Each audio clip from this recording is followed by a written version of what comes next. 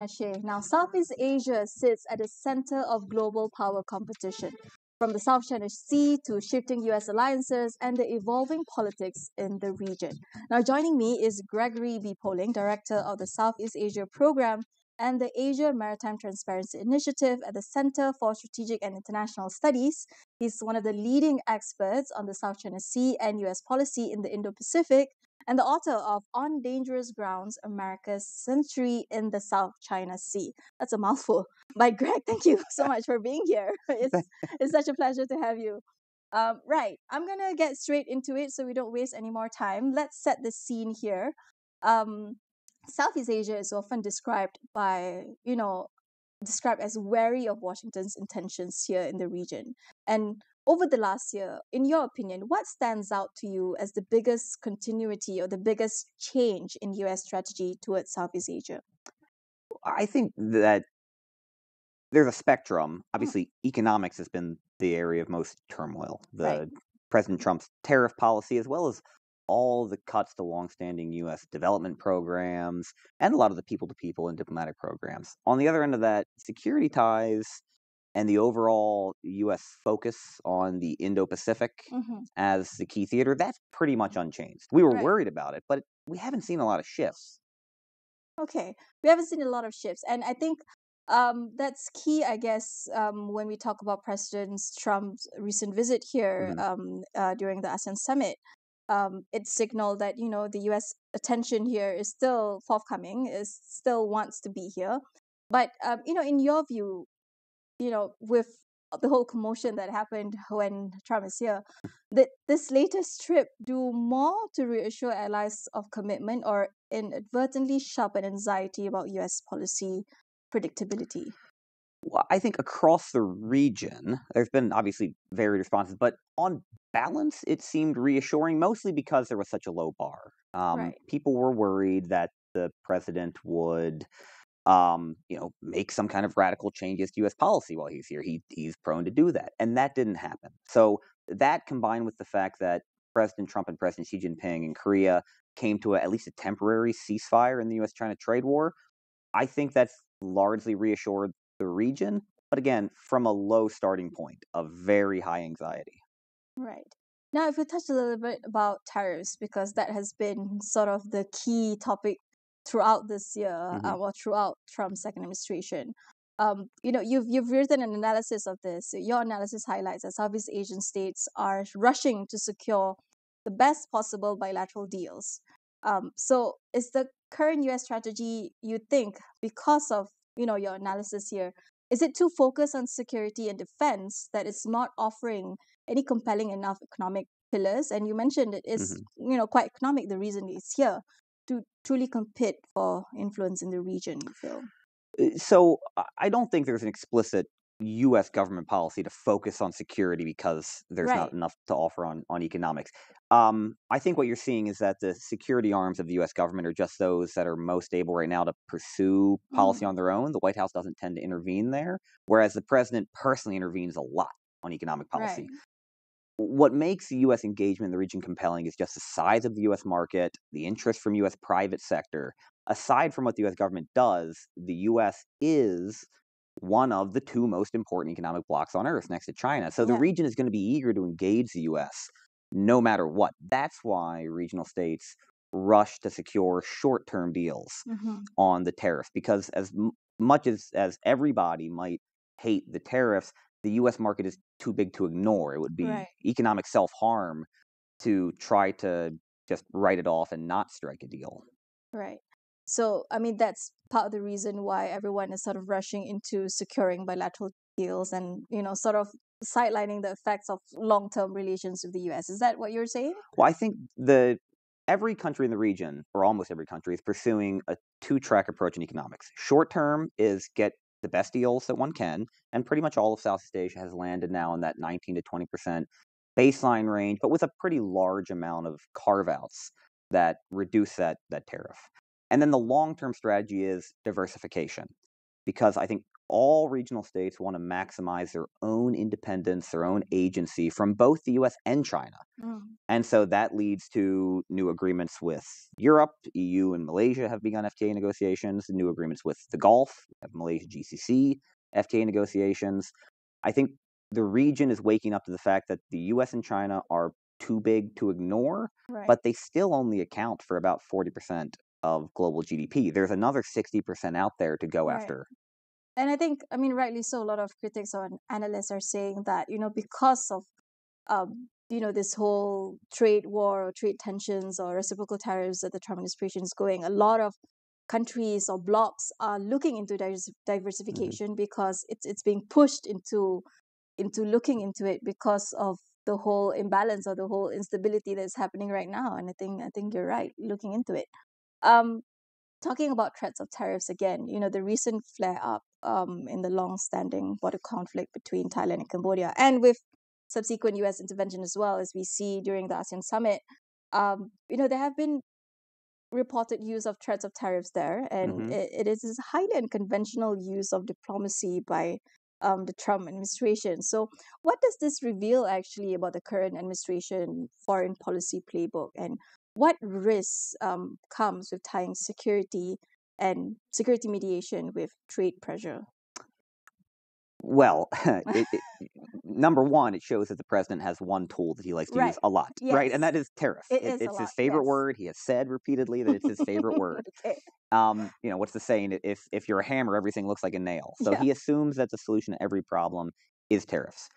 The bright side, the president doesn't actually intervene in 99% of the things that go on in the world. So that's not what the State Department and DOD are always doing. But on issues like this, where I think, frankly, the president was interested because he wanted to add to the number of wars he claims to have stopped in order to get another Nobel Peace Prize nomination. Okay. But As you said it, not me. the danger is evident in the response, particularly from Thailand, right?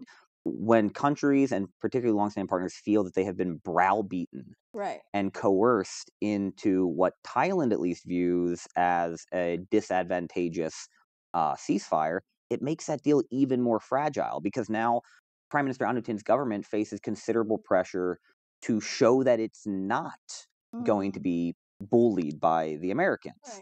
It makes it even harder now to patch over this latest flare-up between Cambodia and Thailand. Yeah, I mean, it's definitely interesting to see, even as, journalists or media, to see Trump's diplomacy at work, especially when it comes to all this security mediation. It's definitely something that we don't see every day. Like you mentioned, the word tariffs being put to use almost every time.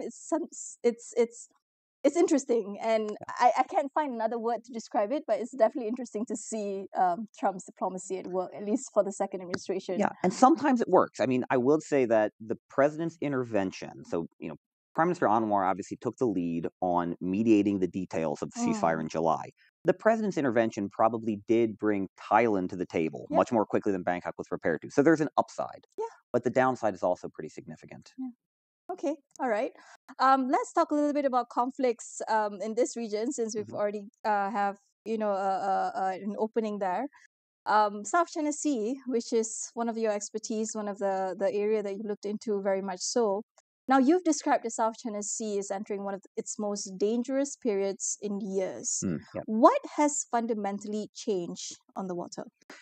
Nothing radical. It's the steady accumulation of mostly China's presence. So China built these massive artificial island bases that everybody's familiar with, and then it started using them. And since at least 2018, we've seen a steady increase as a result in the number of Chinese ships and aircraft throughout the exclusive economic zones of the Philippines and Malaysia and Vietnam. So the run-ins between local law enforcement and Chinese counterparts happen more and more and more often. It becomes a numbers game.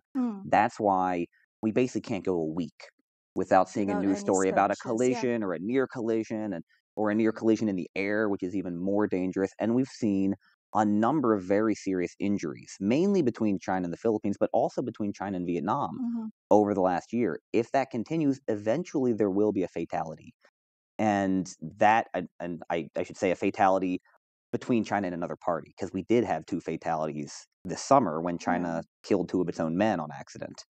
But that presents really dangerous escalation risks. Yeah, I mean, I definitely there has been a lot more skirmishes and has been a lot more confrontations, especially when you mentioned Philippines Yeah. and China in the waters. Now, your book on Dangerous Grounds, America's Century in the South China Sea actually argued that the U.S. interests in the South China Sea have long centered on maritime rights or freedom of the seas and also alliance commitment. So Mhm. let's unpack that a little bit. So, how do you see China's increasingly sophisticated gray zone tactics, for example, complicates this kind of interest for the U.S.? So one, the quote gray zone tactics, right? Mm, Using violence and coercion and the threat of violence, but trying to stay just below the level right. of military force, that's a very dangerous balancing Hmm. act. As we saw in August of this year when China collided with its own vessel and killed two men. July of 2023 when China severed the thumb of a Filipino sailor who nearly bled to death. We've had incidents of bones breaking and other severe injuries because of water cannon use. So gray zone can easily tip over into a fatality Right. that could trigger mutual defense obligations under the US Philippine Treaty. And so the gray zone stuff worries the US because it's very easy to see how that accidentally becomes an issue in which the US feels compelled to fulfill its alliance obligations. It also is meant, the reason China does it is to try to force Southeast Asian claimants to back down, to unilaterally surrender their maritime rights. And from the perspective of the US and all the other countries who speak up about this in Europe, Japan, Australia, Canada, their belief is that the UN Convention on the Law of the Sea is a whole. You can't pick apart parts of it, and you can't carve out a giant section of the earth and say it doesn't apply here. Right. So if Malaysia is not allowed to drill for oil and gas, if Vietnam's not allowed to fish, if the Philippines isn't allowed to conduct law enforcement operations, at the end of the day, that weakens the entire treaty regime. But okay, so one of the initiative that we're looking into with China as well, ASEAN as a bloc, is the code of conduct, Hmm. and it has been quite a journey for the code of conduct. It's still continuing. There's Prime Minister Anwar says that we're hopefully going to get into completion in 2026. But skepticism is obviously growing for a code of conduct that has been there for Hmm. quite some time. Do you still see the COC as a meaningful pathway to de-escalation, or has it become, more of a symbolic talk shop right now? I think the COC is mostly about keeping China talking. Right. Um, as Churchill said, jaw is better than war. But I think we have to appreciate that it's a process that Right. probably doesn't have an end.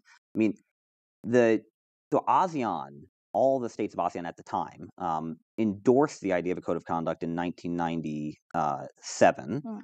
tasked the Philippines with writing the first draft. ASEAN accepted that draft internally in 1998 and then took it to China. And the process has been ongoing since 1998, which means that the code of conduct is older than Google.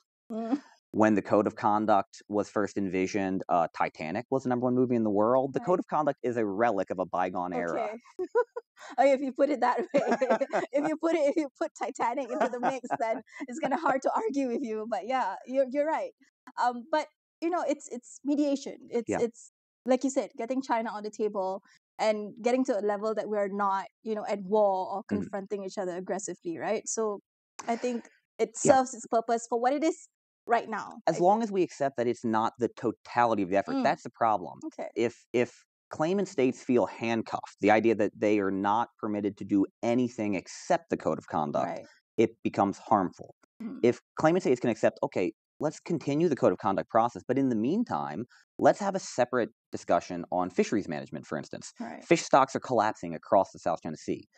Fish are not going to wait for the code of conduct to complete Right. before they go extinct. So why aren't other parallel tracks being pursued while the code of conduct process continues potentially, into perpetuity? Right. I mean, I think I've discussed this with a few other analysts or guests here on the set. There is the territorial claims, Hmm. that is being sort of, in the mix right now. But there's also other shared interests in the waters, right? Yeah. We talk about fisheries, for example, environment, for example. There are ways for people to sort of still work together to solve some of the issues. And I think there have been works within the bloc or within even the claimant state looking into all this. Yeah, constantly looking. Yeah.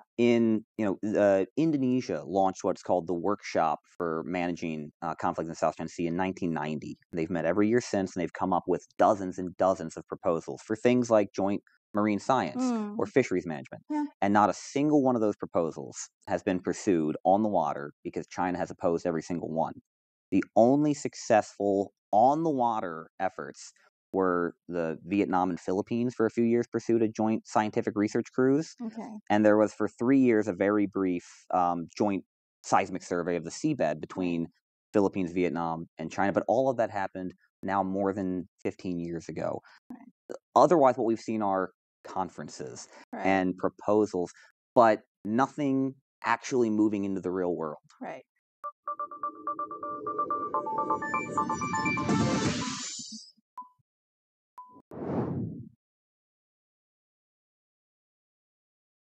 Ada orang impikan kesempurnaan. Tapi bila sekali gagal, terus putus asa. Ada orang pula walau jatuh berkali-kali, tak kira apa dugaan, tetap bangkit bertenaga.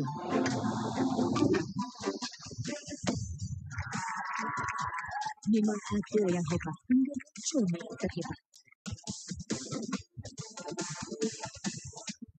Kerajaan Negeri Selangor akan melancarkan program pemberian vaksin influenza secara percuma di 4 daerah yang mencatatkan kadar jangkitan tertinggi. Pemilik atau pemandu kenderaan asing khususnya dari Singapura yang gagal memiliki atau mengaktifkan permit kemasukan kenderaan VEP tidak dibenar keluar Malaysia selagi tidak membayar saman. Kekerapan gangguan perkhidmatan aerotrain di lapangan terbang antarabangsa Kuala Lumpur KLIA tidak boleh diterima.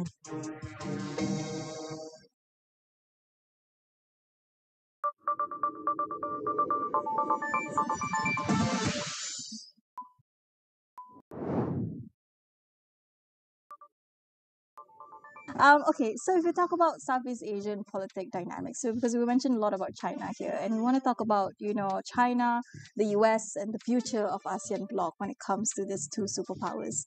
Now, foreign policy of many Southeast Asian states have often been described as hedging between the US and China.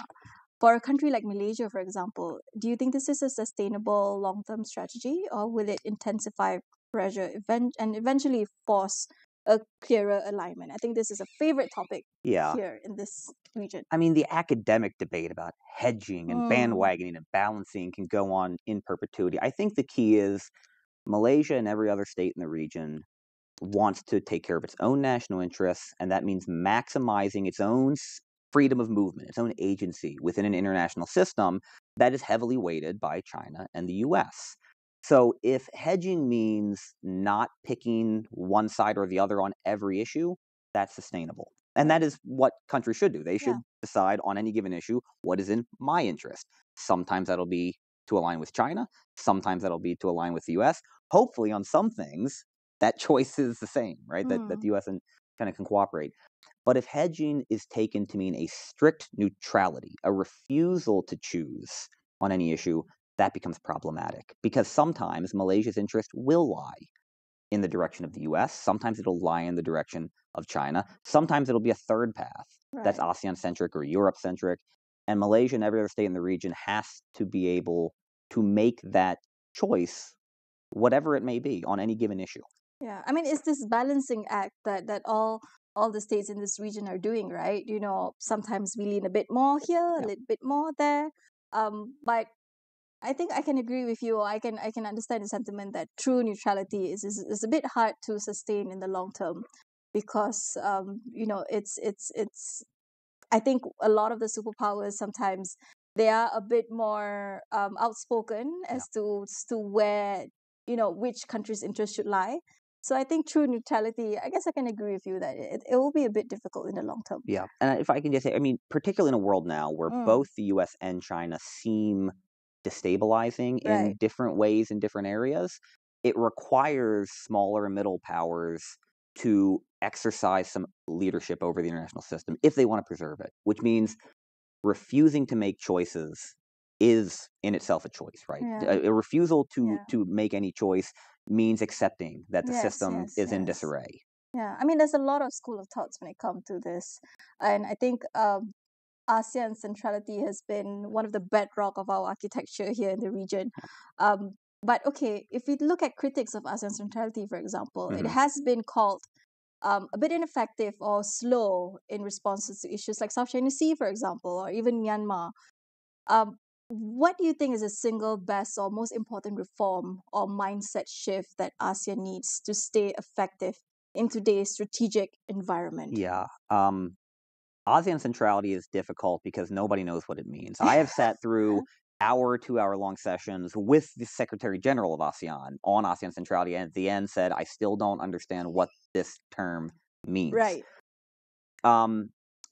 ASEAN has been very successful on economic issues, particularly within the 10 members, now 11, and had some success with the convening part of what ASEAN does, right? It's the only place, things like the ASEAN Regional Forum or the East Asia Summit, are the only place where you can get the Russians and the Chinese and the Americans to sit down together because trust is so low between them. Where ASEAN centrality has not worked, and I want to be very clear, I can't think of a single issue where it's worked, is on the political security pillar of ASEAN's 3 pillars. Whether it's Myanmar or the Thai-Cambodia conflict, piracy in the Malacca Strait and the Sulu Sea, the South China Sea, the Mekong River, there is not a single security issue in Southeast Asia in which ASEAN has been the vehicle to manage it.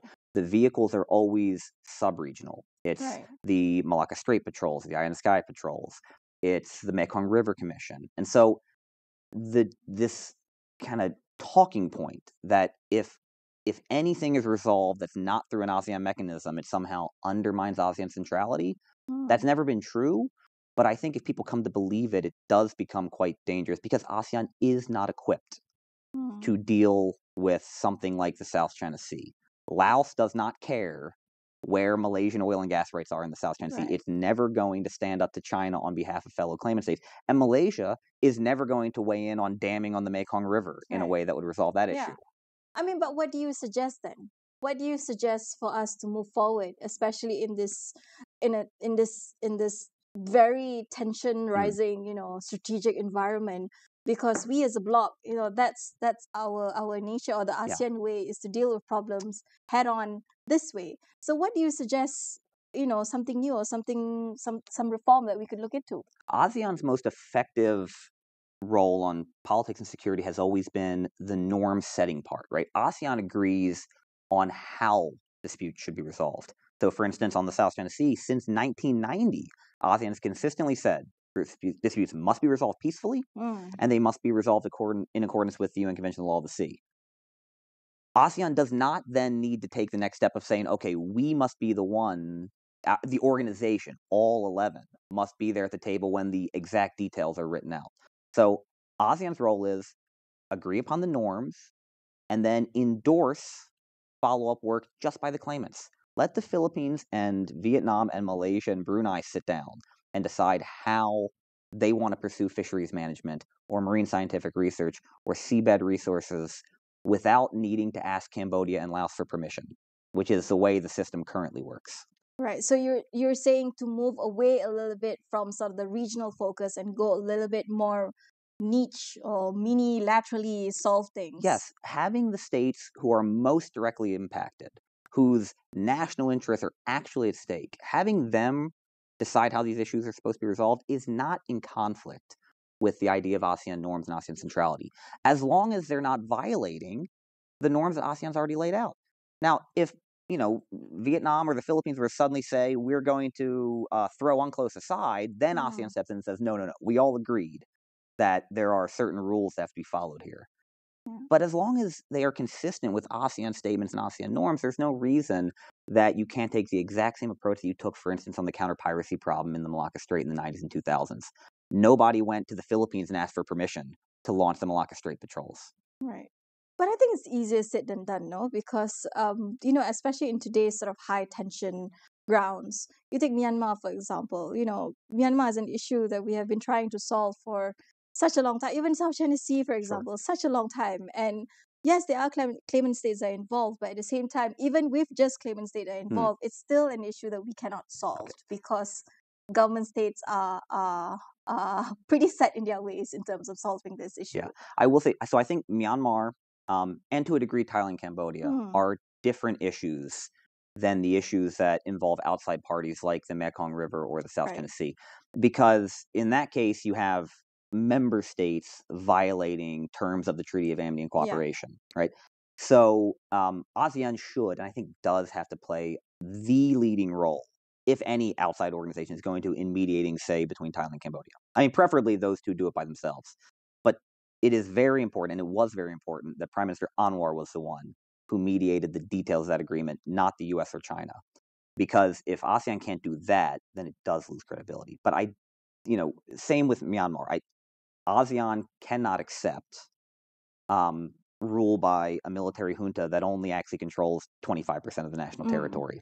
And ASEAN should not allow, say, China, Russia, or the US or anybody else to dictate what the bar is for recognizing a new government in Naypyidaw. Those issues have to be managed within the organization. Right. Okay, that's fair. So we only have time for one last question. Let's look at the future a little bit, the future of ASEAN bloc here, looking ahead maybe 5, 7, 10 years ahead. Mhm. How would you rate the chances of the region moving towards, deeper alignment or deeper alliances in this region? Let's look at, probably the US or greater accommodation of China, for example, or maintaining today's hedging equilibrium. Where do you place your bets and why? I think that on security and political issues, each member of ASEAN will continue to make their own decisions, as they always have. And so one can assume that in all likelihood, say, the Philippines, maybe Vietnam, maybe Singapore, align with the US more often than some other members like Cambodia, Laos. And that's fine. On economics, I'm more hopeful. And I think this has always been where ASEAN has had more success, because it's where the organization actually provides value to the member states. So I do think there's a good chance that ASEAN can help lead on, say, forging new economic ties with the GCC and with Europe, and therefore helping to mitigate the threat of US-China competition on the economic front. Yeah, I don't think it has been doing that, especially, we have seen this past couple of years, there's been a bit more pushback. Sorry, not pushback. There's been a bit more momentum when it comes to, ASEAN intra-trade between ASEAN. There's been a bit more momentum, to renewing some trade agreement within ASEAN as well, and involving China, and also recently involving the US as well. So I think we're pretty hopeful in this region, but we can't ignore the big superpowers, unfortunately, and that's just the way the world works. And I think, like you mentioned, ASEAN neutrality is still going to stay, no matter, or ASEAN centrality even is still going to stay, no matter if you don't understand it. It's still going to stay for a little while. So yeah, I mean, you didn't say where you place your bets, but I guess that's a very diplomatic answer from you. But okay, it's good to know. I mean, it's good to know that a lot of stuff that happens in the region will work and will stay as it is, because it has been sort of like the framework that we've been trying to set up here in this region, and it has worked in a way that it doesn't come to a confrontation or come to a war. At least within this region. So, yeah. Yeah, and look, ASEAN might be slow and frustrating and all the things people It say, is. but if we didn't have it, we would wish we did. Yeah, I agree. Slow and frustrating.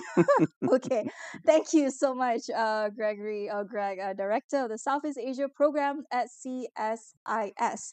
Thank you for your insights. And the region is evolving very quickly, and understanding the forces and shaping that shape Southeast Asia has never been more important. So we thank you for your analysis and for your thoughts on the issues that are at hand. I think that's all from me. Thank you so much for joining us. That's all from me. Thank you so much, and stay tuned for more on AWANI International. Bye.